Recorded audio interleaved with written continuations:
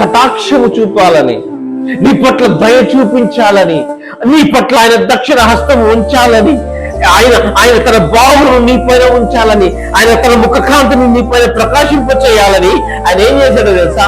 నించునే ఉన్నాడు. అంతేనమ్మా, అక్కడ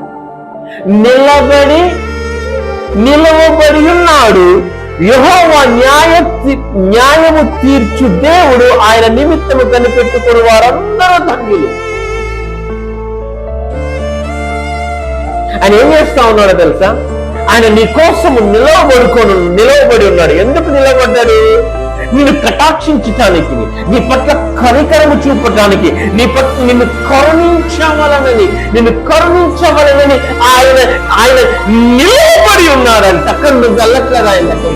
కానీ నువ్వేం చేస్తా ఉన్నాడు? ఇక్కడ కూర్చొని ప్రభువా నన్ను కరుణించు, ప్రభువా నన్ను కటాక్షించు, నన్ను కరుణించు. నిన్ను కరుణించడానికి ఆయన నిలబడుతూ ఉన్నాడు.